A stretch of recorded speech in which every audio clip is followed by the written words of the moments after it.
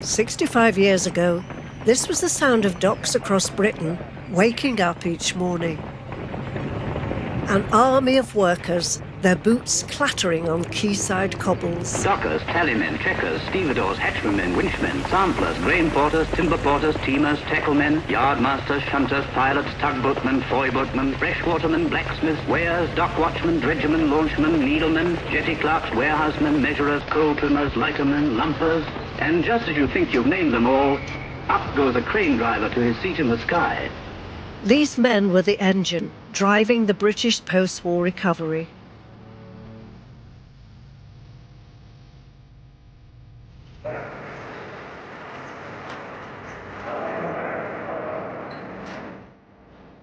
Exotic goods, people from far-flung places, and new, exciting influences from across the globe ebbed and flowed through the living, breathing, bustling docks in every city. The docks was the city. It was the lifeblood, it was the pulse, it was everything. Around these docks grew waterfront communities, a kaleidoscope of different cultures. Maltese would be spoken on the corner, Portuguese the next street, Arabic, Somali. We were a community of seamen from these countries.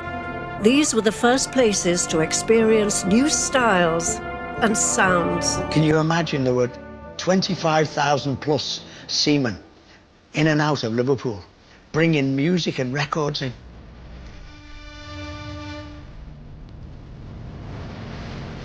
In the 1960s, as Britain underwent a social and cultural revolution, this world would be turned upside down by modern technology. They've got 1,200 containers each trip, and there's not one of them been packed or handled by a docker. Ultimately, these changes would lead to the decline of traditional docks. I never thought for 1 minute that the river would stop as an artery of commerce. The river became dead. But within 20 years, these docksides took on a new life. Today, they are no longer hubs of industry, but places of leisure, culture, consumerism, and for some, desirable places to live. You go into Liverpool today, and it's a totally different city to what I remember when I first started work. It's beautiful. This is not so much a story about the loss of our docks, but their transformation.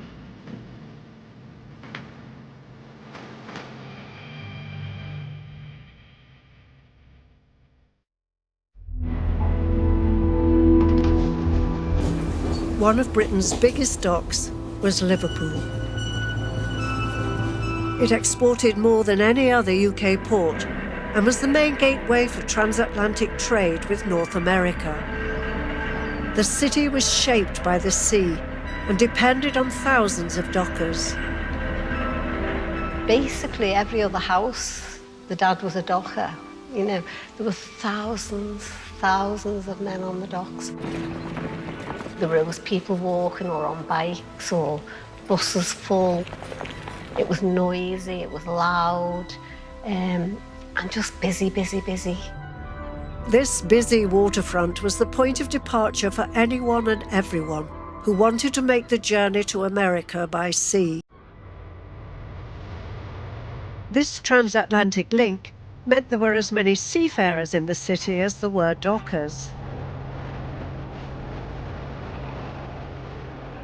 In our day, every family or every second family had someone who went away to sea. And that was the main industry. When you think of one industry with 20-odd thousand men working for them. Billy spent much of his career working in the kitchens of Cunard liners. In the era of the great liners, and by the end of World War II, Cunard was the largest Atlantic passenger line. Liverpool was the hub of the company's European operations. The landing stage was very near half a mile long, and you were getting those days 2, 3, 4 ships nose to tail. Billy documented his voyages to destinations such as New York and Montreal, on this rare 8mm footage using a brand new American home movie camera. This is the original and the first movie camera I bought when I went to New York. In England, you couldn't buy a movie camera. It's a mechanical camera. You wind it up, and there it is, still in full working order. It not only takes 8mm movie, but it takes still shots.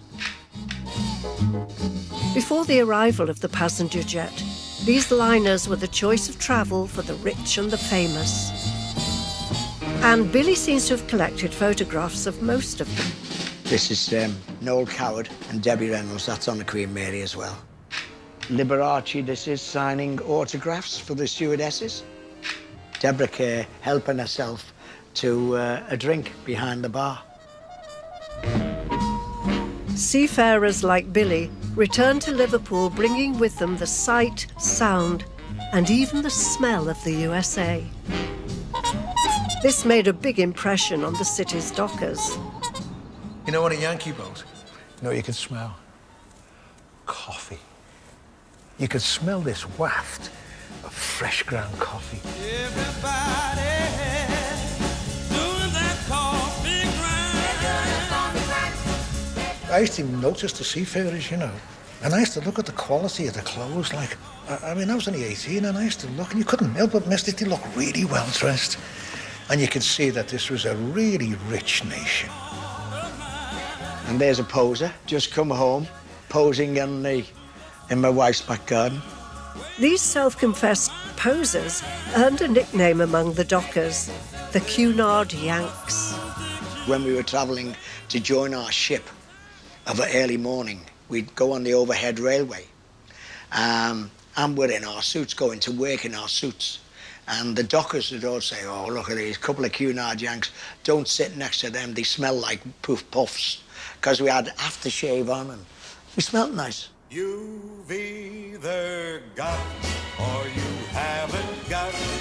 Got or you haven't got.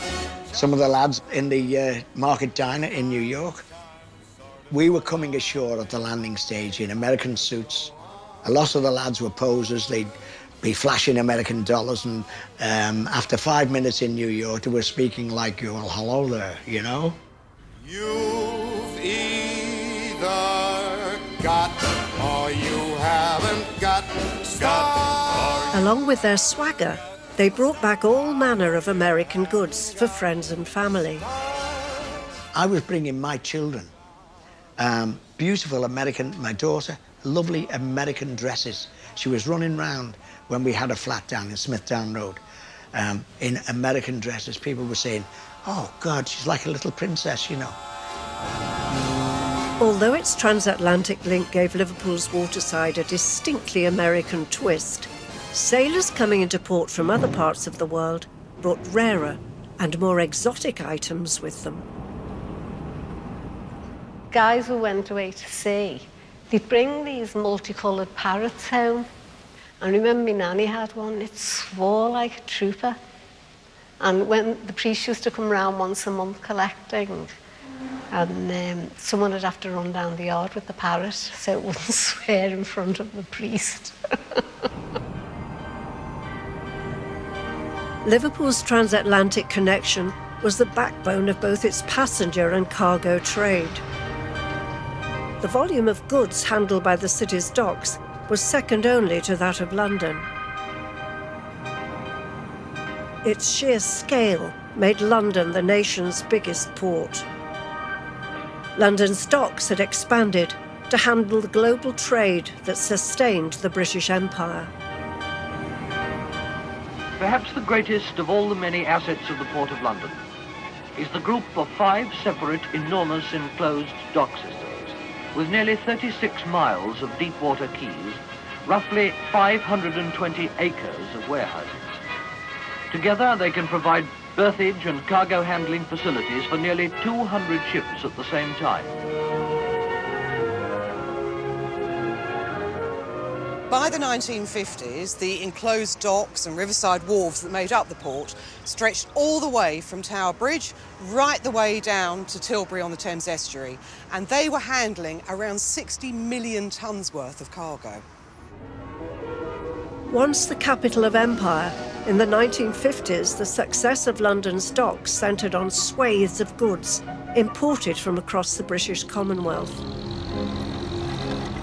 We had goods coming from all over the Commonwealth into the Port of London. So things like lamb from New Zealand, wool from Australia, tea from India, grain from the Americas, which actually was transported to this very dock where we're at the moment, which was the Royal Victoria Dock. And behind me there, you can see Spiller's Millennium Mills, which of course accepted an awful lot of the grain that came into the port and made it into flour.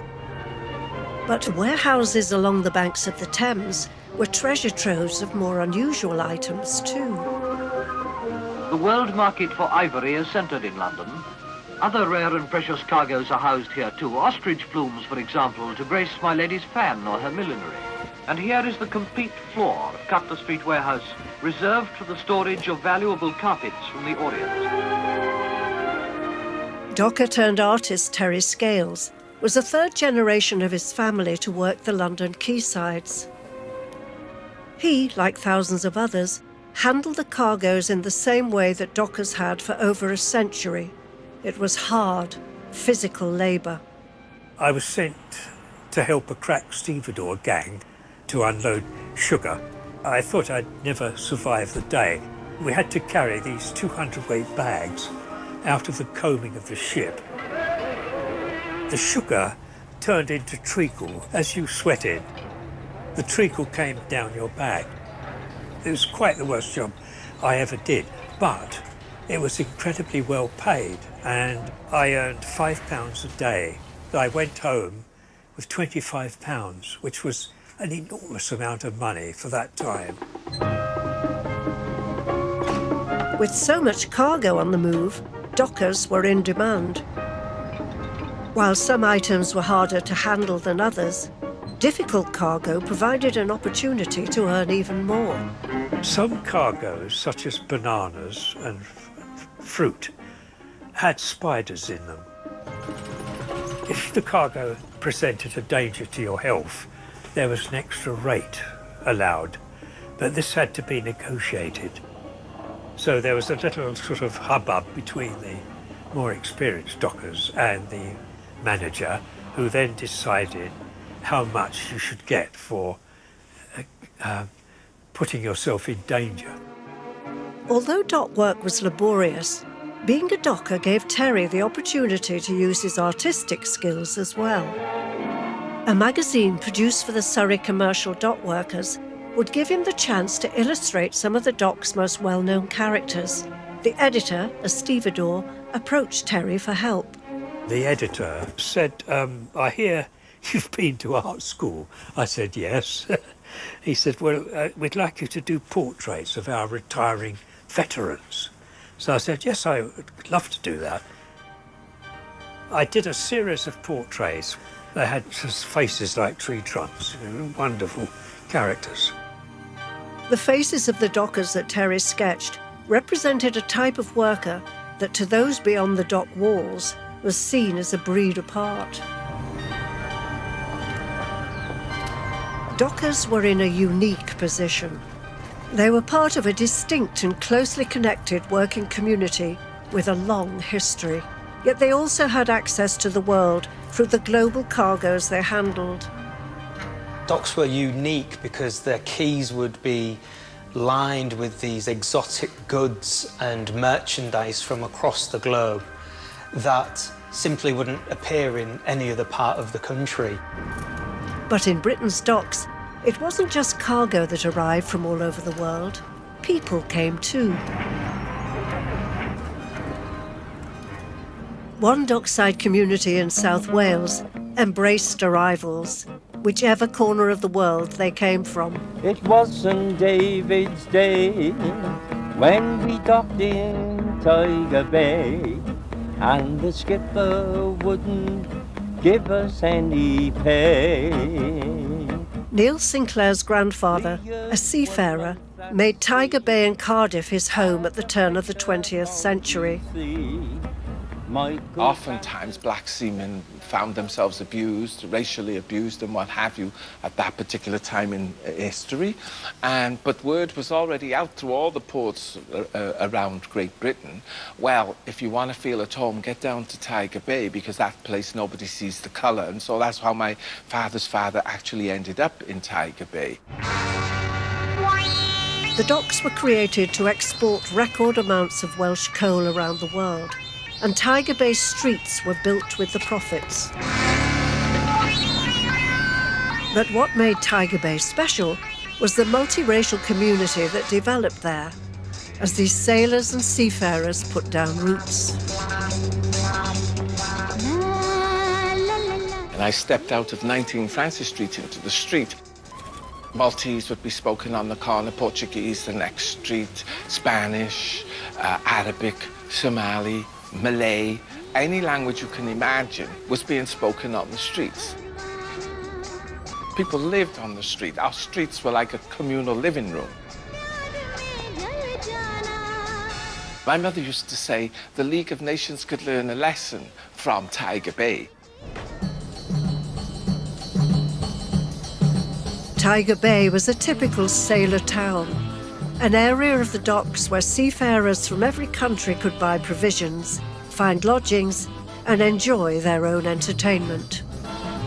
Most ports would have some sort of port area, sailor town, with very, very distinctive characteristics, sometimes seen as dark and dangerous, as well as exotic and interesting.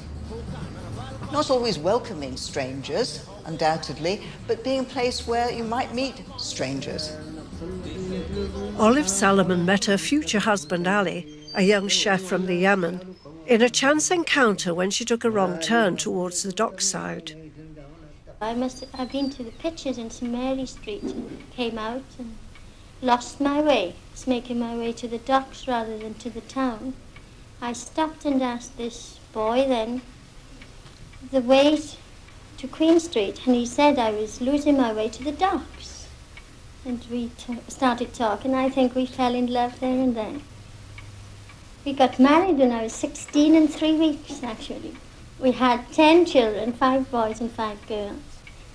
Of course, when I got married, there was a great stir at home because the priest from the church even came and told my mother that marrying an Arab, I was marrying a heathen. And, there was quite a stir at home.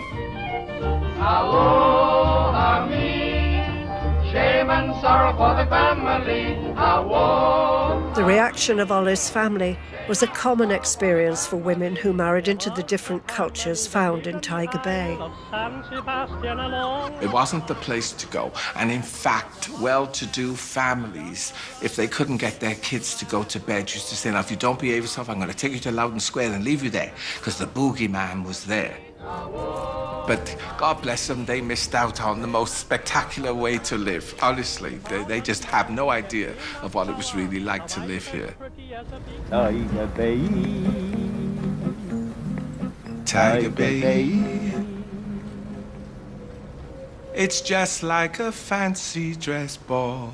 And those who can't say that they've been down the bay, well, they haven't seen Cardiff at all. Even the silver screen was drawn to the animated dockland community of Tiger Bay. J. Lee Thompson's film of the same name opens with a sailor, played by Horst Buchholz, returning home through Loudon Square, the heart of the community, where we see gambling on a street corner. Illegal gambling activity used to take place, so all the seamen would be there with their wages, gambling on the corner. The bobbies might come around the corner from the Maria Street police station, and then it was a situation of heads up, and dice would disappear, money would disappear, and people would just mill around, and then the police would come, and then they'd have to leave because nothing illegal was going on. And when they disappeared around the corner at Loudon Square, life went back to normal. In a later sequence down by the docks, Gilly Evans, played by Hayley Mills, gets into a scuffle with one of the local boys, played by Neil himself. And I was the only extra from the local community that actually had a speaking part, and the only person in the entire film that spoke with a Cardiff accent. Who asked you to butt in? You're not playing with us. Yes, I am. No, you're not. We don't want you. Why not? You haven't got a gun. That's why. She said she had a little bomb. It was a cat bomb. And I said, well, cowboys don't play with bombs. Anyway, get back to London, Gilly Evans. You don't belong down here. I got a bomb. A bomb? Cowboys don't use bombs. Hey, give it! Go on, clear up. Now, because the tide came and went, every morning it would leave a film of mud on the ramp. So it took us about 3 weeks to do this 5 minutes of scene on the film because we'd have to run down there or we'd slip down on the mud or whatever, and so there was always chaos going on. I'm not a lady. Give her back the bomb. Go on, give it to her. Now clear off and leave her alone. The vibrancy of the Tiger Bay community captured by J. Lee Thompson's film reinforced the public's perception of the life of a sailor town. By the early 1960s, dock communities were well-established melting pots for different cultures. Transatlantic travel and trade introduced glamour, style and swagger into post-war Britain. And our global connections were showcased in all manner of goods traded with the world. But above all, the fortunes of docks across the country depended on the physical labour of working communities. It was dirty, filthy, hard, soul-destroying labour. Last year, dockers earned an average of £19 a week. The work often meant hard labour, perhaps handling meat carcasses, which taxed a strong man's physical resources to the limit. When it's pouring the rain down here, but we stand down there every day long in the pouring the rain, and you work hard, what do you get for it? Nothing. You couldn't get washed anywhere. There's nowhere to wash yourself. You couldn't get a shower. There were no proper toilets. A big sewage pipe with the holes into bolt a pipe to it, you know, the sort of thing you'd put in the main road in a housing estate. For over 100 years, getting daily work on the docks was an uncertain prospect. Dockers turned up in the hope of being hired by an employer from one day to the next, but there was no guarantee they'd go home with a wage in their pocket. Up until the 1960s, the majority of dock workers in British ports were hired on a casual basis. They would be hired to turn around a ship by a variety of employers, including stevedores, shipping companies, warehousemen. There was an incredible amount of flexibility for employers. They could hire dockers as needed, depending on the volume of trade coming into the port, but then they could discard them soon after. The post-war Labour government had attempted to bring some order to this casual labour system. They created the National Dock Labour Scheme, which added dock workers to a nationwide register. Registered dockers were permitted to collect a minimum daily payment from employers, even if they weren't required, as long as they could prove that they had come to the docks seeking work. It issued every worker with a buff book about that large, which was called a brief. And if you were unsuccessful in gaining work on a particular day, you took your brief to the pool, which was an enormous, great hangar-like shed. The dockers called it the pen. During the slack period, all the dockers and stevedores would have their books stamped, and that guaranteed them half a day's pay. And then they report again in the afternoon and have their book stamped again, which guaranteed the afternoon's pay. Managers appeared to have all the power when it came to hiring the gangs they wanted for their vessels. A bit of a choker, you're standing here like an old dish rag, discarded, you're wanted, you're not wanted, and, well, you're here to sell your labour to the highest bidder, sort of thing. It is near enough like a cattle market. You got work because of who you knew, not because of what you knew or whether you were a grafter or not. Because I remember my dad saying sometimes how Ernie Roberts is the ship's boss, he was a neighbour. I'll probably get work today. His maritime trade was on people's doorstep in ports. They could see dock workers in the streets, they could see fishermen going to sea, they could see the cranes above the dock wall, they could see rows and rows of cargo waiting to be shipped or having been landed. Nowadays, port activity takes place further downstream, out of sight, at container ports, container depots. This is the face of our docks in the 21st century. Mechanised, efficient, and still at the heart of Britain's trade. But here and there, you may still be able to find a docker, though he won't be wearing a flat cap and greatcoat, but a hard hat and high-vis vest. In a small independent port in South Wales, Ron Yates is the third generation of his family to work on the docks. My father, my brothers, they all worked on a dock. My dad worked there for 40 odd years. He started in the early 30s, 40s, whatever it was. I started in 1970. 65 years later, I should be retired. I'm still working. Though there are only a few men in Ron's gang, they're still loading ships by hand in the old way. Just a short distance away in Cardiff, the waterfront that the dockers left behind has been completely transformed. Before the turn of the 21st century, the National Assembly for Wales and Wales Millennium Centre would take pride of place in the former docks. The residential area of Tiger Bay was engulfed by a much larger leisure complex renamed Cardiff Bay. I was born in Tiger Bay, and as far as I'm concerned, I still live in Tiger Bay, even though there are people telling me it's not there anymore. And I'm thinking, how can that be? How can you be born into something, still live in something, and it's not there anymore? And in Liverpool, the waterfront has utterly changed too. You go into Liverpool today, and it's a totally different city to what I remember when I first started work. It's beautiful.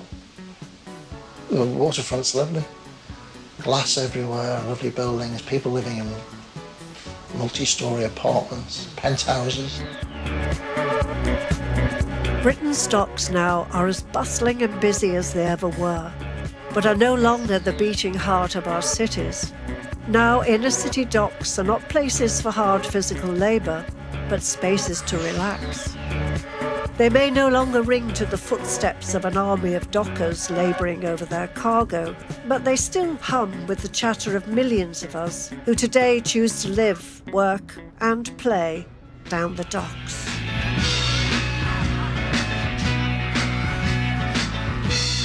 On BBC Two now, the fate of Wessex and its princess lies in Uhtred's hands. One almighty battle in the series finale of The Last Kingdom now. Comedy to come here on BBC 4 as Arena celebrates the genius of Ken Dodd. Happiness next.